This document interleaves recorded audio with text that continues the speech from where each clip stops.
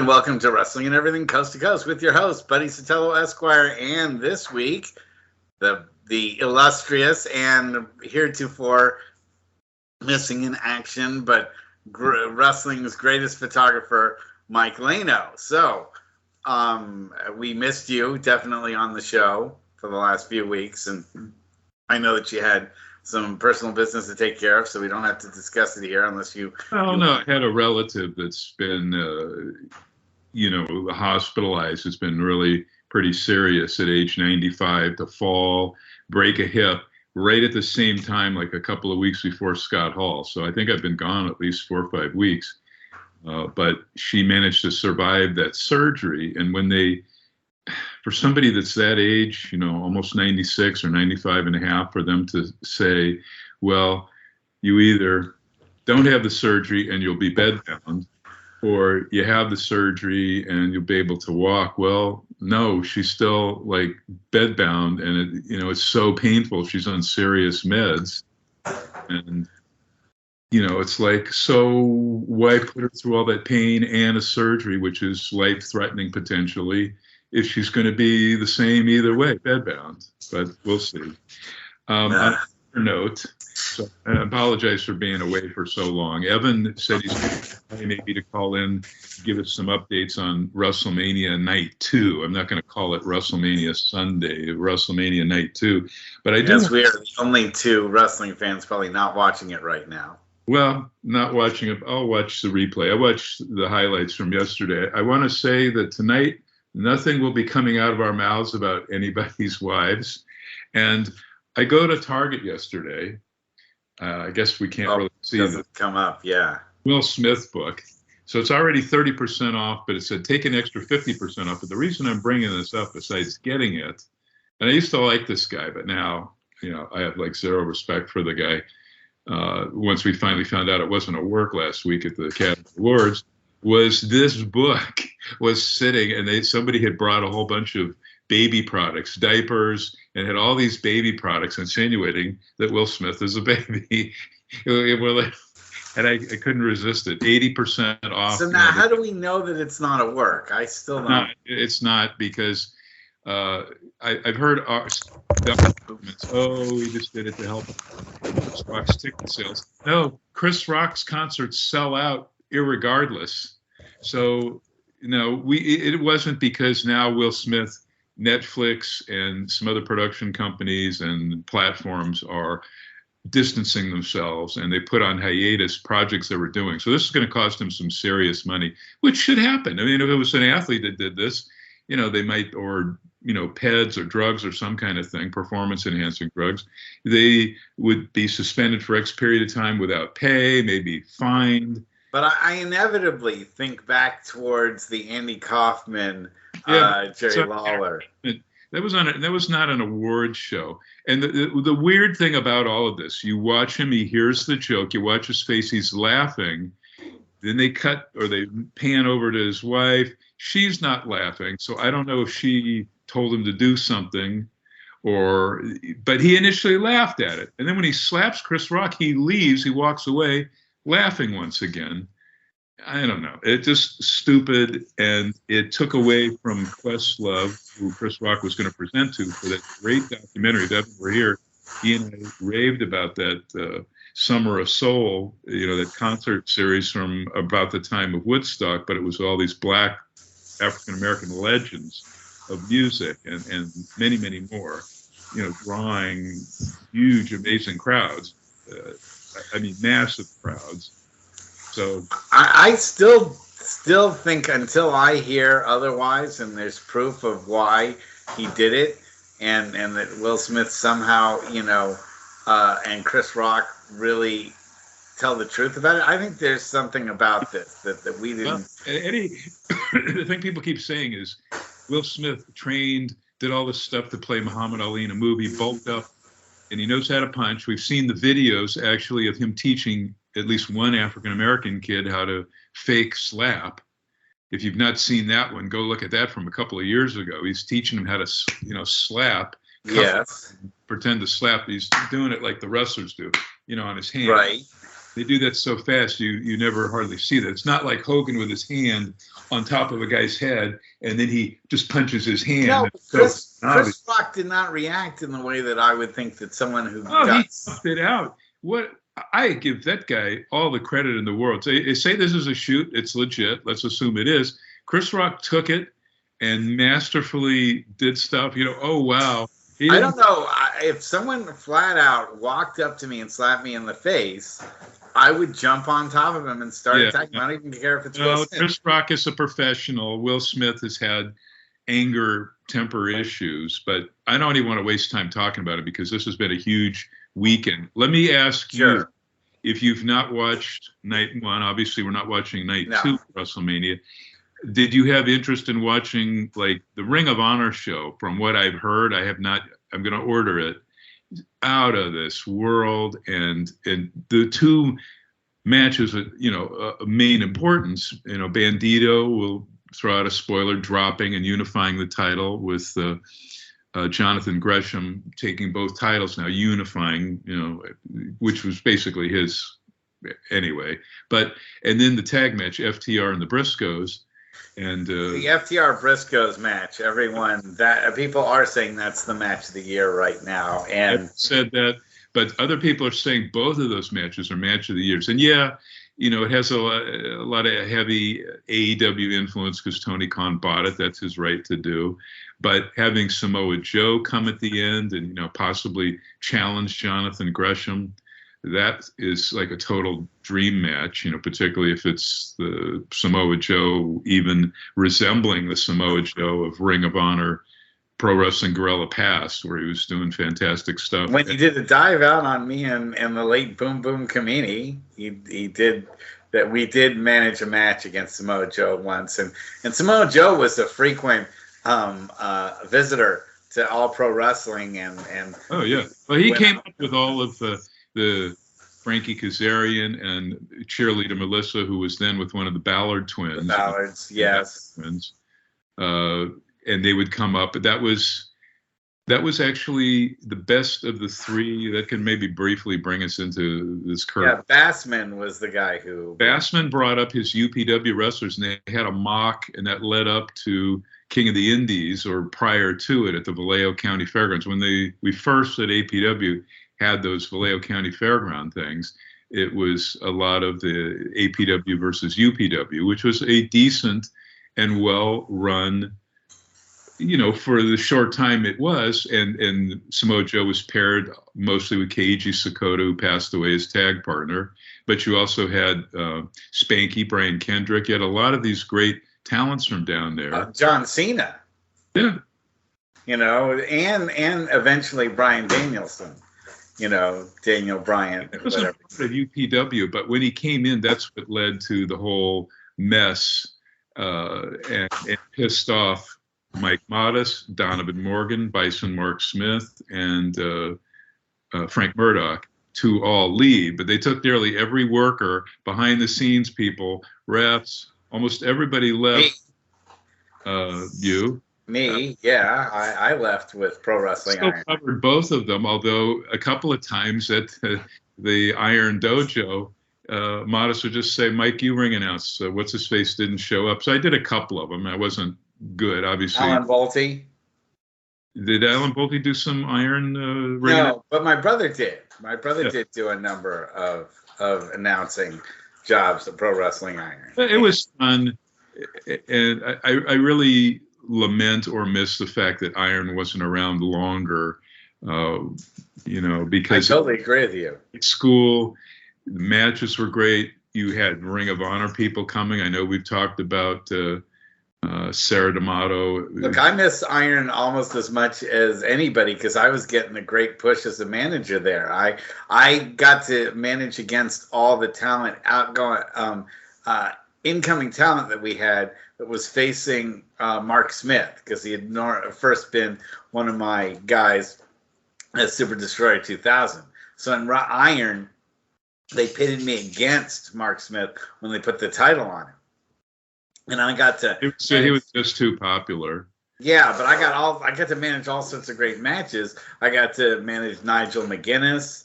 against Mark Smith, and B.J. Whitmer against Mark Smith, and so whatever outside talent was coming in, what a I got to parade manage them of against great. Mark Smith. So that just leads me to, I'll briefly just talk about the Kirk White thing, but tell me though first, what is this video handshake, indie handshake video? What the heck is indie handshake? I'm not. Oh, you haven't seen it yet. The tribute to Kirk White. Indie Handshake is Jesus Cruz and Paul Pontes and the gang that used to do the video editing over at APW. They have their own show, the Indie Handshake, and they've been on this very show, and I've been on their show, and they do a lot of. So they're part of our APW family? Yeah, and so they're releasing a lot of APW and Pro Wrestling Iron, especially Iron stuff, because they have it and it's just kind of sitting there and nobody's really doing anything with it. It's sort of just suspended in midair. So those guys are releasing them on the internet, and you can see some great matches like me versus me and BJ Whitmer against Mark Smith, and also me managing a couple of other bouts when I was in. And that's the website. Is it called Indie Handshake? Indie Handshake. Just look for it on YouTube. Just go to YouTube and look for it. Is it complimentary, or is it my thing? I was asked to write. Here, I'll throw it out. I was asked last December, a day and a half after Kirk White dies, on what was it, Christmas Eve, I was asked by the Slam editor to write something on it because he knew I had my, I was there. I knew Kirk before anything started, when he was just a fan, and he wanted, so I said, well, I'm not going to do just a straight tribute because this guy was a difficult person. He sure was respectful, a lot of, no one's pure evil or pure good, but this guy was. He was a promoter. He was the typical promoter. It's interesting. That was what I wrote. Whereas Roland was a student. He grew up loving the business for the right reasons. He loved the business. And then he was a student. He would go, and often he would, at times when they were at war, he would sneak into Kirk's shows, go up in the balcony where he wouldn't be seen, go up as high up as possible, like we did that out. Yeah, he was a pretty obvious guy, but sometimes he did have guys. But he was studying. He would send students out. He was studying the matches as a student of wrestling, which is like anybody, somebody as big as Paul Heyman, they go and look at their competition, like he'd go and watch the Coraluzzo shows. But so there were two very brief APW versus Big Time, that Kirk White's promotion, feuds, and they fizzled out because Kirk didn't give a shit and wouldn't put any effort in. And when the feuds are happening, he comes to the dojo like a half hour before the show starts, misses the booking meeting, and he's with Jason Stiles with him. I'm not blaming Jason at all.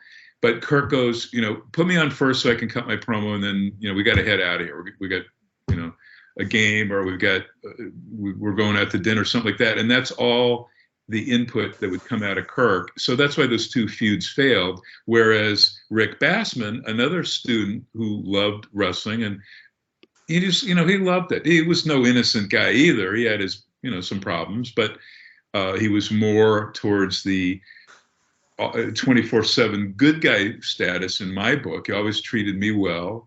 And actually, I don't know anybody who's had a bad word to say about him. He, spread himself thin. He was doing MMA and wrestling at the same time. And, wrestling kind of phased out. And I hear he's doing great. He's in Hawaii doing something else. I don't know if he's doing MMA, where MMA is popular, but he's, there. And hopefully when I feel like it's safe to travel, I want to go visit him because he was a good dude. I wouldn't go out of my way that much for Kirk White, but so I told the editor at Slam, Greg, I go, this is going to be warts and all. I'm not going to just laud this stuff. So he sat on the piece for 3 months until just days before, what was the rescheduled BTW show. And then it really turned into a Kirk White tribute. And I get that because, his family was devastated, and, blah, blah, blah. When people die, people are hurt, and his audience, liked him. It was a more old school wrestling crowd, I would say. than the more sophisticated in terms of real high quality wrestling from top to bottom, APW or No, but APW did entertain a lot of people over the years. I mean, let's be the shit. wrestling was not great. There were some shitty ass cards, Yeah, only by the APW talent.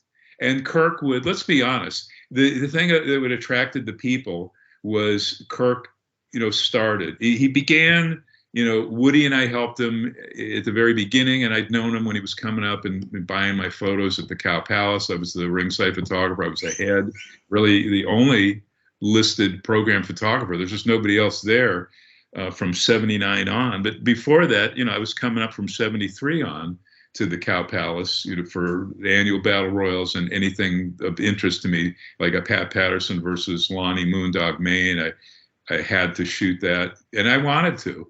So I would come up, but Alan Bolte took over the program in 73, December 73, and almost immediately began listing me on the title page. Where he put himself as editor of Roy's program. The program was called Action Wrestling Magazine. It was like a literal magazine, sometimes 20 to 28 pages long. Most programs are just a piece of paper folded over. Yeah, I mean, this was before the internet, so that was the only way you could get it. That was a big program. Even the Madison Square Garden program was one glossy piece of paper folded in half, so you had 4 pages. But on the title page, he lists himself as editor and writer and publisher for Roy, and then me as it is said, Mike Lano is the official photographer for Action Wrestling Magazine. So Kirk's buying anyway. So we do that, and then he's buying photos from me ringside as a fan, and then a couple of years pass because Kirk and he would ask me, and I would take him with me to some of these indie shows. And what we had after Roy retired, and he knew.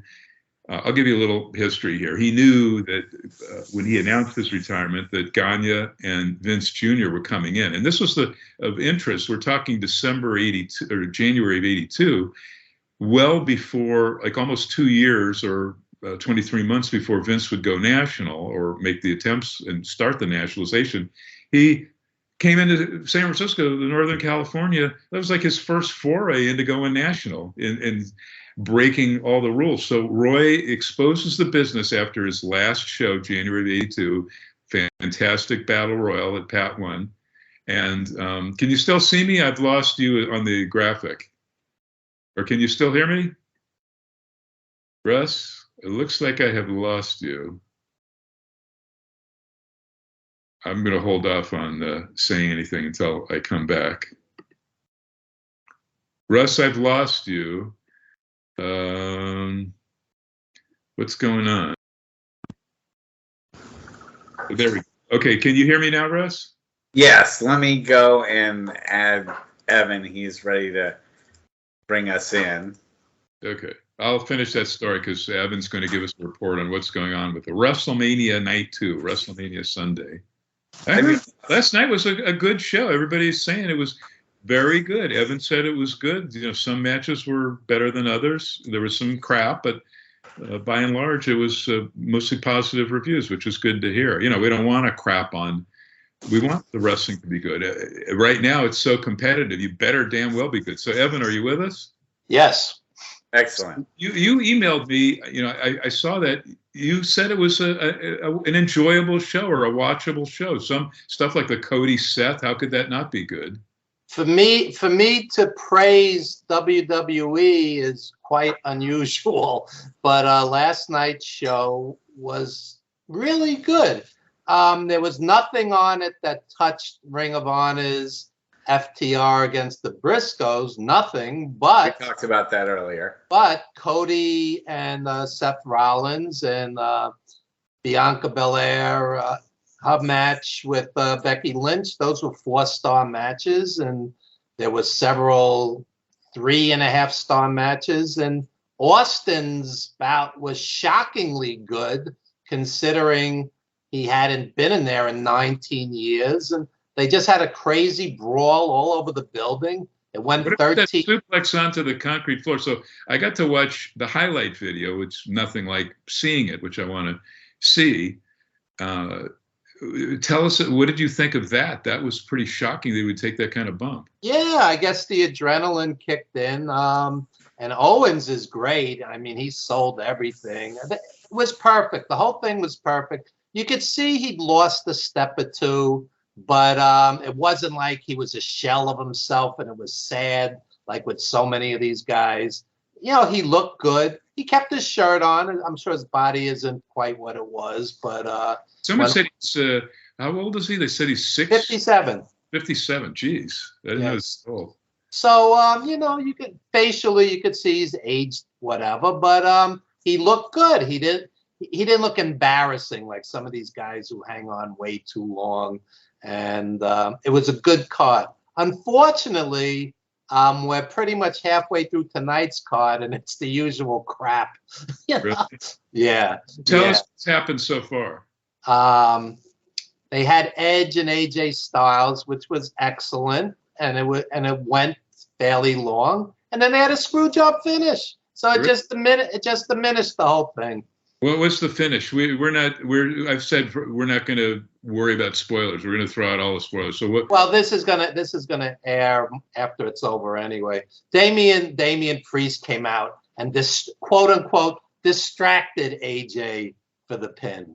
So you know, all I can say about Stone Cold is that I just used the weed eater to do my backyard for 3 hours today, and I'm done. So I don't know, I don't know how Stone Cold at 57 can do, get suplexed onto the pavement. I'm sure he got a huge payday. They got 77,000 people there 2 nights in a row. He probably got a small fortune, and it was worth it to him to take the risk. So do you think that this vaults the WWE back into like prominence? I mean, not that it wasn't prominent before this, but said tonight is like business as usual. It's apples and oranges. I mean, they could fill a stadium 2 nights in a row, and AEW can put on a better wrestling show.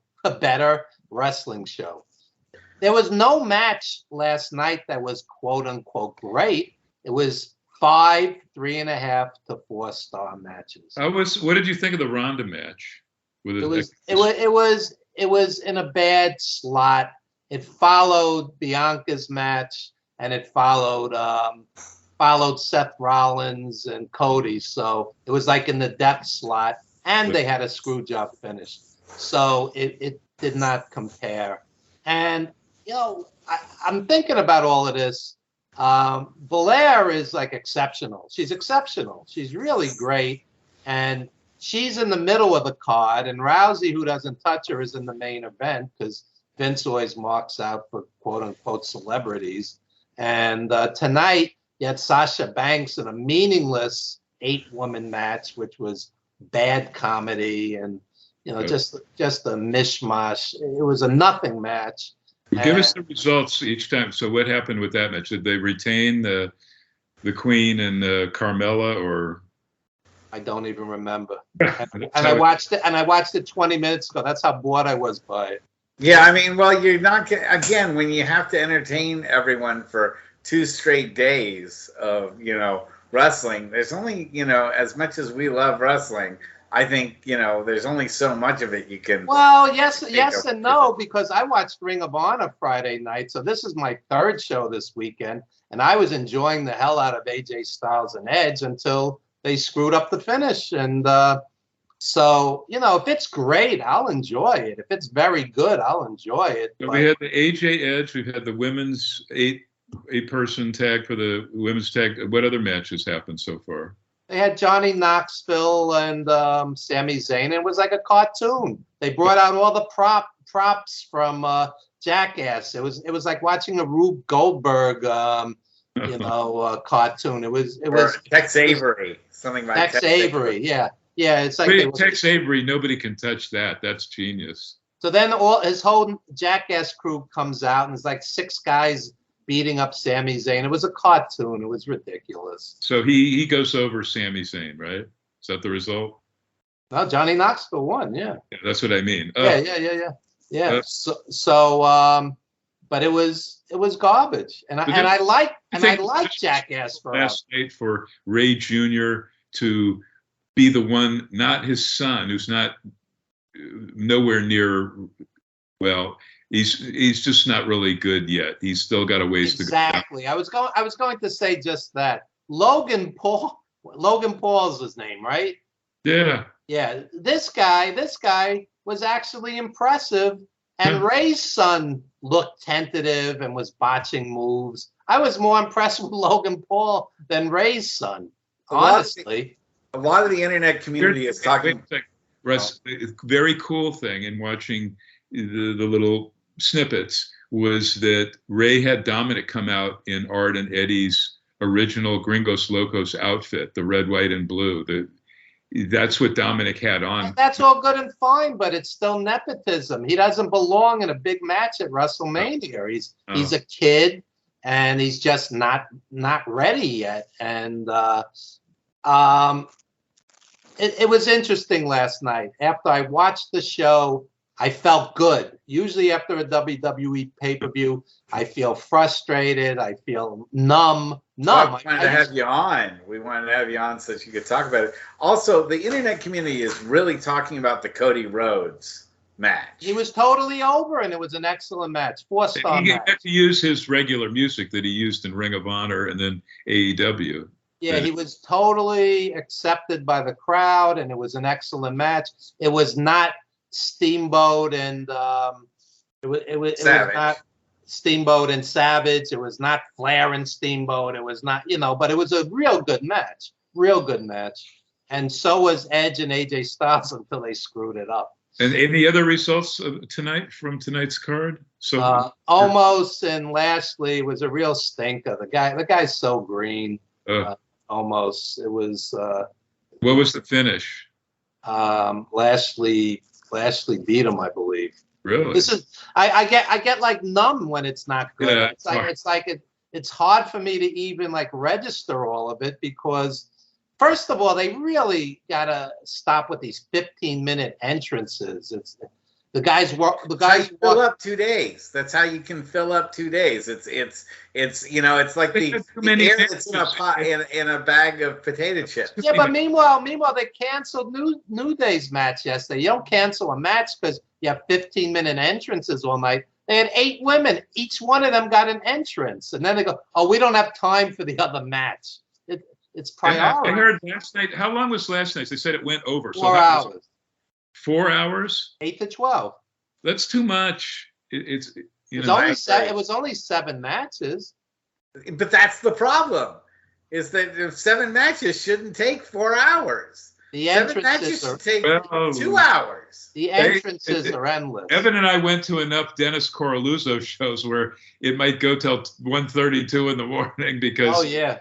Remember the 13, 14 matches on there. But you want to know something? Seeing Eddie Gilbert wrestling Cactus Jack or Terry Funk wrestling, Cactus Jack on a Carluzzo show, that you remember 30 years later. I can't remember stuff I saw tonight. It was so bad. Yeah, no. So did you watch the Hall of Fame Friday? No. Haven't watched the Hall of Fame yet? I would like to hear Undertaker talk for an hour. They said he didn't mention Foley once in the entire hour. Either. He didn't mention Foley or who else? Russell, I didn't hear you. Oh, I was saying he didn't mention us or our show. I was hoping. Oh. He didn't mention Foley, but who else? He had to have mentioned his manager, Paul Bear. I forget his real name now. Oliver Humperdinck or that's a different guy. Percy Pringle. Percy Pringle. His real name, but so is that the only guy, or were there others that Undertaker left out? That's kind of a slight. I don't. Foley's daughter was saying, "How could you not mention my dad? It really added to your career." So of course the fanboys attacked Foley's daughter. Speaking the truth. Oh God, it's so ridiculous. They would never have the balls to go up to her face and say that, but behind a computer. So the new spin is the Undertaker is the greatest of all time. So I'm like, he doesn't break my top 25. He might not break my top 50. It could be say the Sheik, if you got to see him in different places. Obviously Kobo Arena or Los Angeles or Honolulu or Japan or Florida or Dallas, the Sheik, in my opinion, still to this day, greatest. And I'm even including Gorgeous George, who's. Well, I'll tell you who the wrestlers said to me. On our old show and on my various shows, inevitably they say Buddy Rogers and prime Ray Stevens. And as wrestler. So I'm just talking gimmick. I think gimmicks. Yeah. However, when we'll have Brian Solomon on, who's got the new Sheik book out now, which I think, I told you about 15 years ago, Joyce, right after Sheik died, maybe it was a little longer, 16 years, Joyce Farah called and asked if I would co-write the book with her. And I go, no, because these books, you spend 2 to 3 years of your life. No one knows better than Evan, who's done several. But if you're doing it on a wrestler and with a wrestler or a widow of a wrestler, and then they don't make that much money, it's really a labor of love. And I just didn't have the time for that. And I go, why would you even want to do that now? And she goes, kayfabe is dead. Secret is out. The magic is gone. Because I said, why would you want to even reveal that stuff? So thank goodness somebody picked up that. And it was Brian Solomon, who has worked in WWE before and magazines. And I will ask him on this show, if the Sheik were doing his thing now, I don't think it would, he'd have to have music. What kind of music would you have for the Sheik? This was a guy like any of you mentioned Buddy Rogers or Ray Stevens. They just came to the ring. Ray, most of the time, didn't even have a robe, nothing, like Bruno, belt or no belt, and the place would go. It's like boxing did the same thing, I don't know if Muhammad Ali had any kind of a ring entrance. I always just remember him just being in the ring when he just came to the ring looking like $1 million, or Tyson just had the towel around his neck and nothing else, old school. And the place would go, as Pat Patterson would say, banana. Wouldn't say the plural. Actually, Mike Tyson started a lot of that entourage stuff going on. But it is beginning years and a lot of his great fights. I'm just saying he came. Yeah, before he became a big deal. No music, no fancy robes. The fancy robes are cool, though.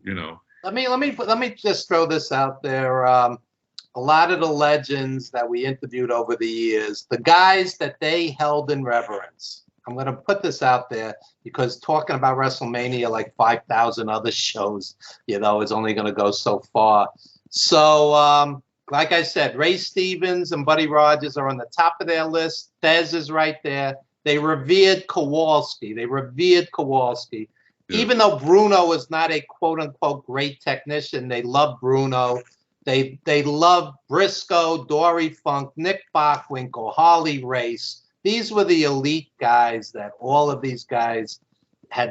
Ivan Koloff, they had great reverence for. And these are the guys that the wrestlers inevitably. Flair, interestingly enough, not as much because they said Flair took too much from Buddy Rogers. They always respected Flair, the performer, but they didn't look at him as like he was an original. You're absolutely right, though. Buddy Rogers and Ray Stevens, in terms of performing wrestlers, so that's different from Gotch, Billy Robinson, Thez, Danny Hodge, that kind of hooker shooter that would include, many others, Dr. Big Bill Miller, etc., Bert Asariti, Stu Hart, etc. But the performing wrestlers, and not talking about gimmick wrestlers like a Sheik on up to Undertaker, but yeah, Buddy Rogers, Ray Stevens, no doubt the best performers. But yeah, Kowalski's right up there. Kowalski and Sheik might be tied for greatest heels of all time because wherever Kowalski worked, he was similar to Bruno in that you have to really look at Bruno in St. Louis, for example, having an hour Broadway for the NWA title with Harley Race. Most people haven't even seen that.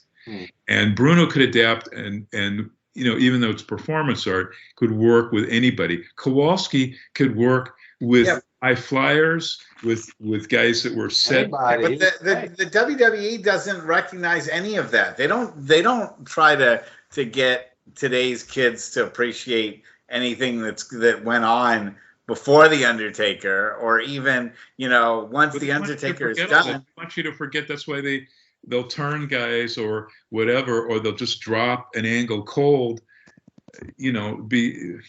Anyway, that's why I enjoy AEW as Ev does. But I want to ask Ev, let's talk about that Ring of Honor show. As I really wanted to watch NXT, and had I had the time, and Ring of Honor. NXT actually, because I'm a huge Tommaso Ciampa fan. I think the guy's amazing, and after he's leaving, he's probably going to go to AEW.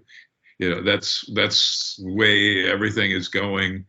But so if you didn't get to see the NXT thing, but you watched Ring of Honor. I had no desire to see the NXT thing because they've watered that down also. Yeah, I'm sure. I don't need to see Dolph Ziggler defending the belt. I'm not really. No, that I could care less about too. I'm just talking about there's some other stuff, but really, Ciampa. It's weird how you watch it for me, and if you recommend it, I'll watch it. I trust you. I don't want to shit on it. I would rather watch that NXT thing, even the way it's no longer black and gold. It's the 2.0 thing now. And they're shedding these legends. They have those legends retained there long enough to get over the Braun Breakers, Steiner's kid, and blah blah blah. But the Ring of Honor show, I haven't really. Let me talk about that briefly because I saw the whole thing. FTR against the Briscoes was match of the year. A lot of people said. I thought it was great. It was great. It was almost 30 minutes. It was between 25 and 30 minutes. In the old days, they would have told you to the second, but they don't anymore. But I was just looking at the clock, and it was almost 30 minutes, that match. And, they had juice. They were flying. They were brawling. They were wrestling. It had everything. It was great. It was a great, great match. I'm sitting there going, whoa, whoa, whoa, and I'm jaded. I don't usually do That's a dream match. They've never faced each other, to my knowledge. And at the end of the match, I won't say who won because people really should order it and support it. But FTR actually did the bow to them, and shook hands with them. And really, I love the Briscoes. I'm a big ROH fan. I've seen the Briscoes, 36 times live. I would say 90% of the time those guys are ass kickers. They put on good to great matches, and they have charisma, and they have a unique. Now, what about Bandito and Gresham? Bandito and Gresham, I gave 4 stars. It was good as anything on WrestleMania Night 1, and thus far tonight better than anything on WrestleMania Night 2. WrestleMania is not over yet. We're taping this in the middle of the show. I'm just taking a break from it because I'm numb from it. But I told Gresham going on behind you there. Is it actually going on? Yeah, this must be the Pat McAfee deal. This I don't think you missed anything. It all looks like just I've been watching it behind you. Is that Vince going down to the ring, Ev? This must be the Pat McAfee match because they haven't had Vince is going down to the ring doing his crazy strut. Yes, Vince, I can see another entertaining ring. I don't know about that, but I want to tell Ev. I have told Jonathan Gresham twice to his face.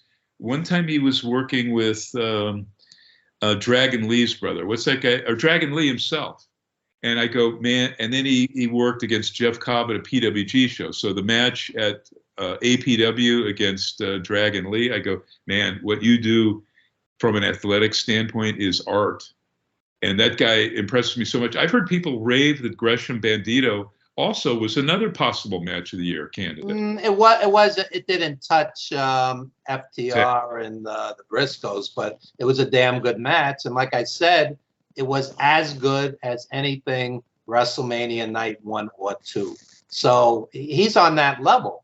He's a tremendous performer. He's not a big guy, but man, he's a machine. That guy. Good. People are saying, obviously, and in referencing that you would be hopefully coming aboard to do what you're doing now. At the start of the show, I said people are saying they could see Tony Khan's fingerprints and the AEW influence on the Ring of Honor pay-per-view. Hey, the guy bought it. He saved it, so it'll actually be a promotion as opposed to just marketing the footage, which Vince would have done. But every fanboy who complained about Tony Khan and Ring of Honor, 1, he saved them. 2, he put on the match of the year on Friday night. 3, it was a damn good card from top to bottom. There weren't like any real stinkers on the card. It was an excellent pay-per-view. It was $30, which is reasonable. It wasn't, like they're trying to pick your pocket. Some of these boxing pay-per-views are $75. It's ridiculous. $30. I'd rather see that and be excited. What about the Bryan Danielson was there as like a ref for the main event or something? So that's a big deal. I don't remember that. That's what somebody said. He was one of the 3 judges. Oh, maybe a judge. B.J. Whitmer, who Russ was mentioning earlier, was. I don't remember him as a judge either, but maybe he was there in some capacity. But I was just thinking you would have the parade if I were Tony Khan, and maybe that'll be the next Ring of Honor thing. Have CM Punk, bring in Nigel from England, Samoa Joe, and any of the past greats. And, just have them there, like bring them to the ring before the main event, like a boxing match or, any of the great I don't know. NWA used to do that before they became WCW. They might have some prior champions, Gene Kiniski involved and Harley, etc. Yeah, it's really a shame that just, the WWE is in charge of all this history and just won't embellish and inform, any of today's. Vince has how many times, Evan? For maybe 40 years, you and I have bitched about Vince trying to rewrite history. They had a list of the top 50 heels that WWE put out. Kowalski was like 49 or 50, and The Miz was like towards the top of the list. So they're literally rewriting history to, they want to push their guys. They want to push because they control so much footage, it's really so difficult for. They can hardly put it out there, but that's the beauty of Tony Khan. However, a guy growing up as a fan who was at Ring of Honor, probably at shows with Evan. I don't know if I shot anything. Same with Billy Corgan. I mean, he cares too. Well, those are 2 promoters. I've written an article, and hopefully I'll submit it to Slam and market it around on promoters with a heart. Tony Khan. I mean, every show, every Dynamite is great. Even the Rampages, which is like a secondary show, they're great too. You can't really moan and groan about any of that stuff. And what a roster he has. He's got Mercedes Martinez in the mix, and I guess she was on the show. How was her women's match at Ring of Honor? It was good. I actually know Willow Nightingale. She's done my show, my old show. Oh. Yeah, it was good. I wouldn't say it was great. It was a good match.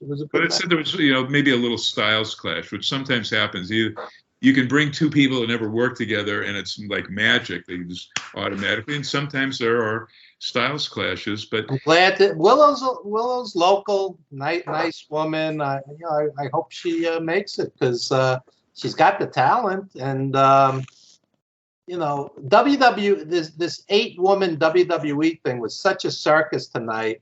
Carmella comes out with like the face mask the women put on before they go to sleep, that white gook. What her gimmick is with that was she got punched in the nose in a match.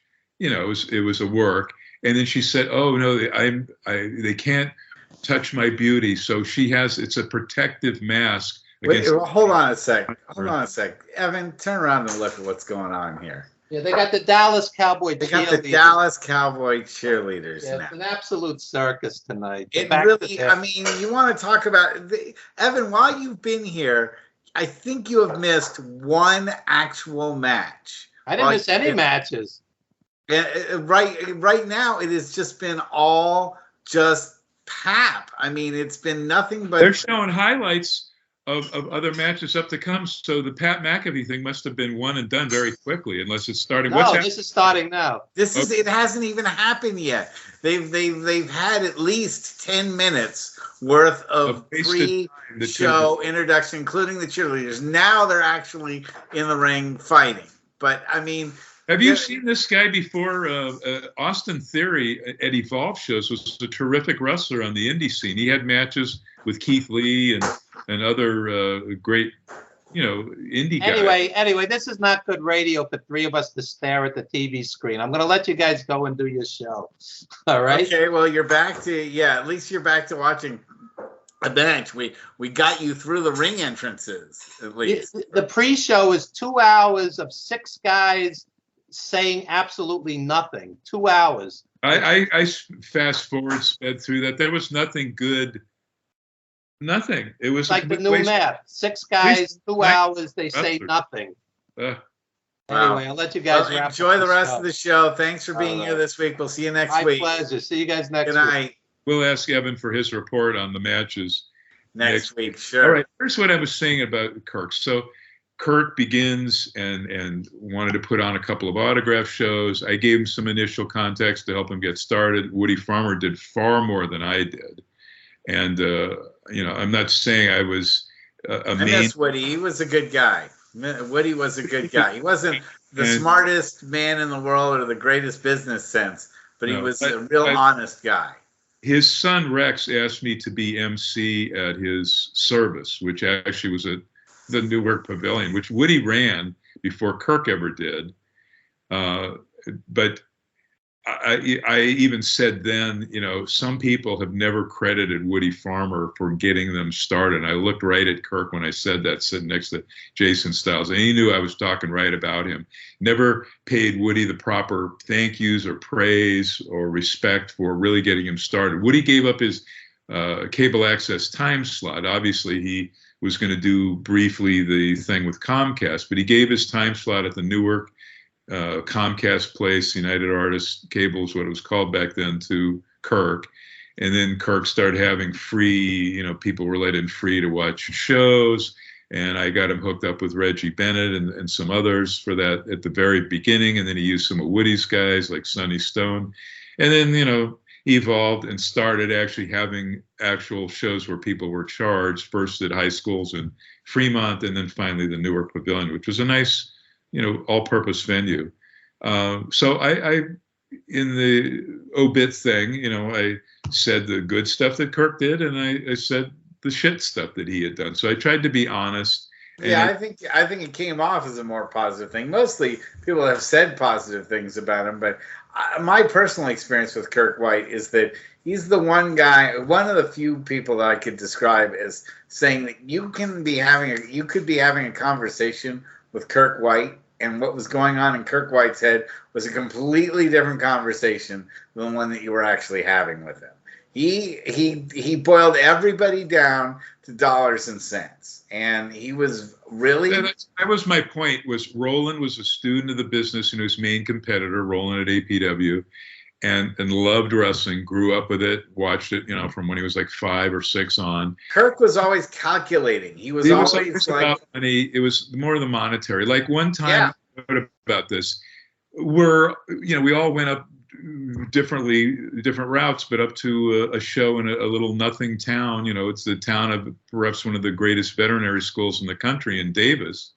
WWE or it's then WWF. It's halfway between Sacramento and the Bay Area, or a little bit more towards Sacramento. North of San Francisco, had a house show.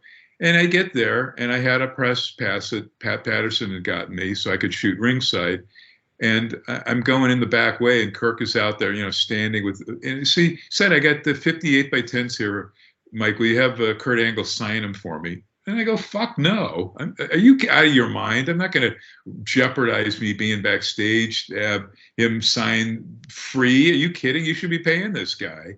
So there's something I didn't write about was that although Kirk, really blew the smoke up Bret's ass and they became, friends, and Kirk claims that he introduced Bret to his last wife, after the Italian one, where they had the house in Maui, I think it was, and that didn't work. He introduced him to somebody from San Francisco. This is according to Kirk. I never got it verified from Bret, and I would want to do that, particularly with Kirk, verify it. But late now. But Owen, sadly, you don't want to wish that on anybody. And he did for many, many years have these shows. They were always sold out, but they were sold out because primarily the fly-in names would draw. And then you have APW and even a ref. I would say APW was like going to a good steakhouse, and BTW's wrestling was like McDonald's. I mean, you knew the name. when he got his conventions going, and then you would have like a lot of ECW guys, like I mentioned, well, Just Incredible had a match. I think that was a match with Spike Dudley. It was, terrific. And so that would be fine. But what I'm saying is when Kirk tried to promote a couple of times, it was just an experiment without any fly-ins. Those cards maybe drew 50 to 53%, so they were like half full. So it was a failure.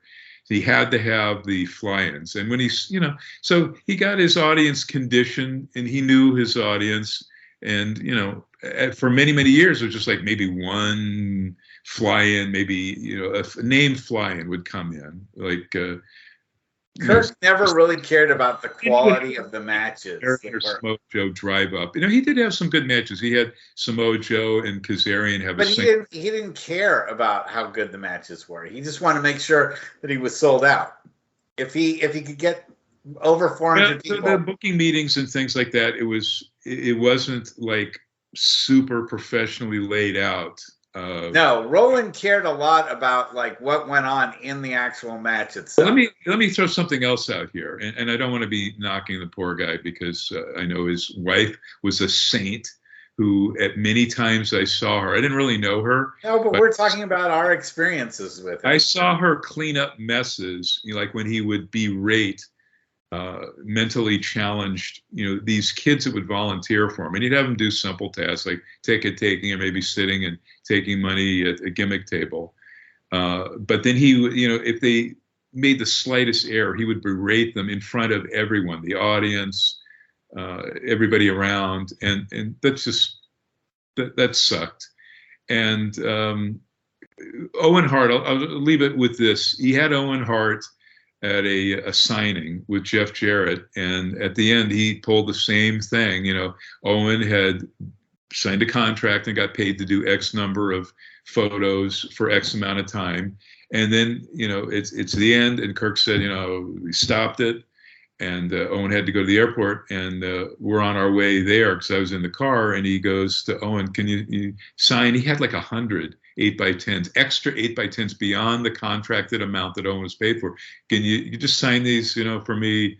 He wanted to sell them in his collectibles store, his Stort's collectibles store, or at the next BTW show. And Owen said, absolutely not, because if I sign a whole bunch of extras, my signature will be devalued in the market. Yeah, worth less. Much. And I respected Owen for standing up to him, where it was way too polite, and While we have a couple minutes left, let's have your thoughts on Pepper Martin and the passing of Pepper Martin. Yeah.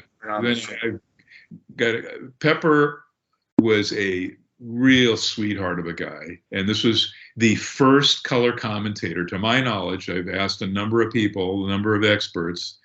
There was nobody before him. He started doing color commentary mid to, say around 1967 in Los Angeles, in LA. And then soon he's also doing it in San Francisco along with Hank Renner. I remember those. I remember watching. Pepper, because he got injured, and he was a champion wrestler all over the place. But he got into acting. He helped others. He was in Superman 2, right? He gets beaten up at the end. Movies, not just the heel that beats up Clark Kent in Superman 2. Lots of movies. Paint Your Wagon, along with Hard-Boiled Haggerty. Many TV roles and stuff, but he helped encourage guys and help Piper and Terry Funk. He helped Jesse Ventura at some point, Steve Strong and others wrestlers get into acting. Even Rock Riddle get on Soupy Sales and the Gong Show, from what he told me. And he was just a generous guy. And I'll leave you with this. Lou Thez trusted him so much that the very first draft of Lou Thesz's book, Hooker, he asked Pepper to read proof and give his opinion. The very first person, other than Lou and Kit Bauman, I think it was, to look at this and give his thoughts and edit and whatever, was Pepper Martin. That's how much Lou Thez trusted this guy. Class guy. And he called me in January and said, Mike, I wanted to let you know I'm going into hospice care, and I'm at peace with dying. I know that's coming soon. He managed to last like 5-6 weeks after that.